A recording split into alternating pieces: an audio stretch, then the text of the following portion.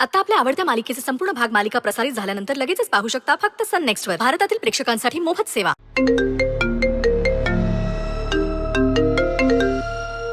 हे हाय मीरा. हाय मैत्री. कशी आहेस? मी तुला सगळं सांगते, पण त्याआधी मला काहीतरी महत्त्वाचं बोलायचंय तुझ्याशी. बोल ना. नाही नाही, असं ना फोनवर नको बोलूयात. तू मला ताबडतोब भेटायला येशील? मी तुला लाईव्ह लोकेशन पाठवते.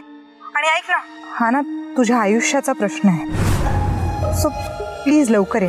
हां, मी तुझी वाट पाहते.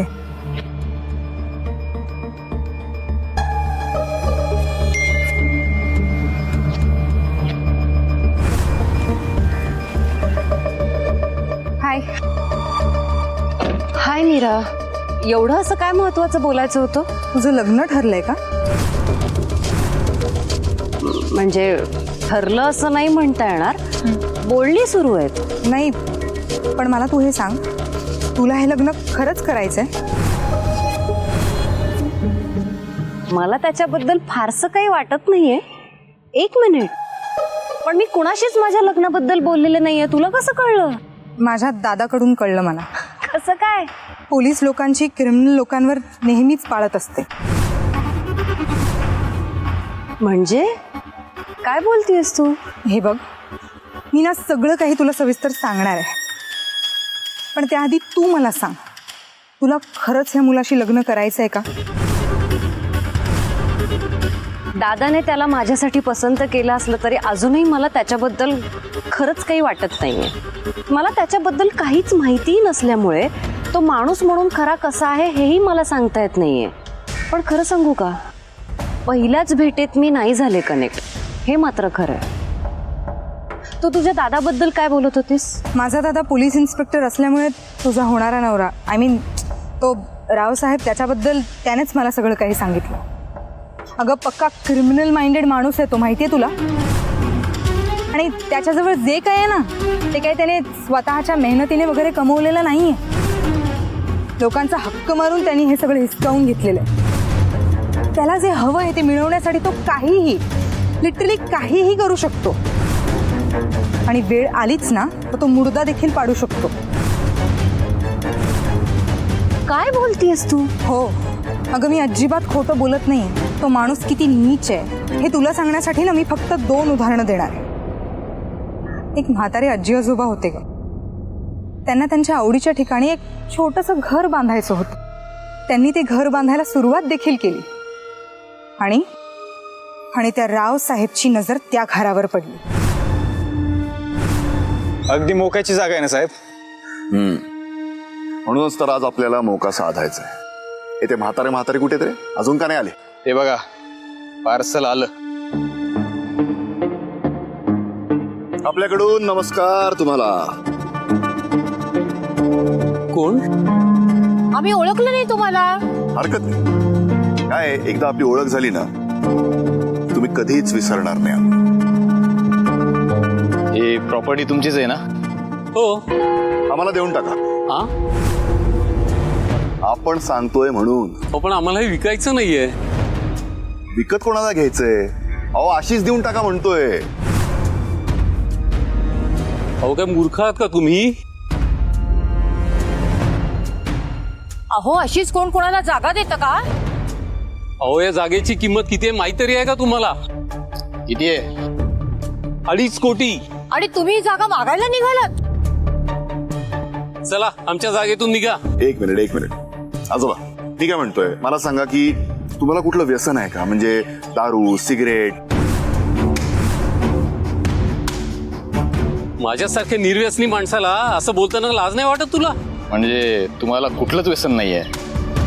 मग 2.5 कोटीची प्रॉपर्टी ठेवून काय करणार त्या वयात? अहो, काय बोलताय तुम्ही? सांगतो. आणि नुसतं सांगत नाही तर मदर फादर मटेरियल आहात ना, म्हणून दया पण दाखवतो. 10 लाख देतो. त्या बाजूलाच एक वृद्धाश्रम आहे, तिथे ऍडमिशन पण करून देतो. तिथं जायचं आणि मस्त आपलं लाईफ एन्जॉय करायचं. पण आमची ही प्रॉपर्टी सोडून आम्ही का जायचं? एकदा का तुमचा अंगठा घेतला ना, कुठली प्रॉपर्टी आणि कोण तुम्ही? ओके. हा साहेब.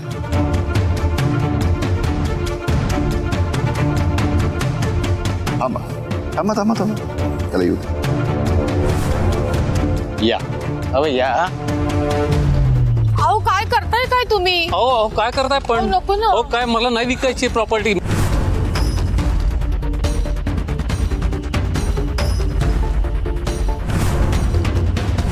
काय विचित्र माणूस आहे तो. वयस्कर माणसांसोबत असं कोणी वागतं का? अगं माणूस नाही, राक्षस आहे तो. मीरा, हे ऐकूनच मला एवढा त्रास होतोय की अगं हे तर काहीच नाही. त्याच्या दुसऱ्या गुन्ह्याबद्दल तुला आता कळेल ना, तेव्हा तू स्वतः म्हणशील हा नुसता राक्षस नाही तर नरभक्षक पण आहे. आणि हा प्रकार दुसरं तिसरं कोणी नाही, त्याच्यासोबत काम करणाऱ्या माणसाबद्दलच घडला होता. हा कुठेच रे, पुढच्या 5 मिनिटात इथं पोहोचायचं बरं का. अशा गोष्टींसाठी रावसाहेब जास्ती वेळ देत नाहीत. कोण होता साहेब? नाही कोणासाठी थांबलोय आपण? धनु रे, पोरीचं मॅटर आहे. तिच्या घरचे काही परवानगी देत नाही. तुम्ही त्याच्यासाठी थांबलात? त्या धनुसारख्या चिरकुट पंढरसाठी? हे बघ, रावसाहेबांच्या प्रत्येक कृतीमागे काही ना काहीतरी ठोस कारण नक्की असतं.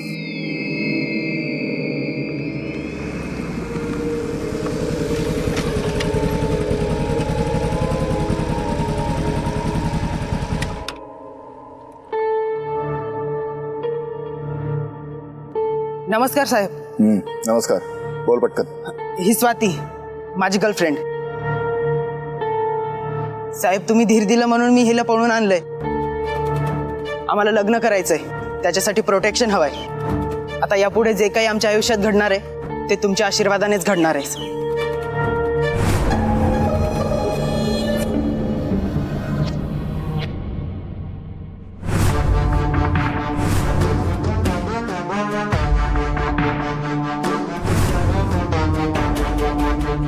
ठीक आहे, तू तुझं काम केलंयस. तुझ्या गाडीत बसायला सांग. हा, तुम्ही आम्हाला गाडीत बसायला सांगताय ना?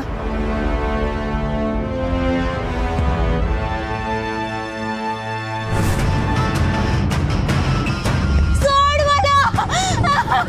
कोणीतरी वाचवा! सोड!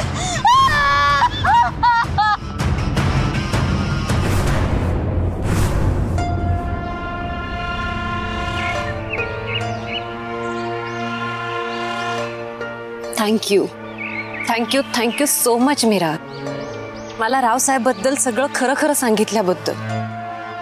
तू जर मला हे सगळं सांगितलं नसतंस तर मी त्याच्यासोबत लग्न करून मोकळी झाले असते. तू थँक्यू म्हणावंस असं काही केलेलं नाहीये का मी?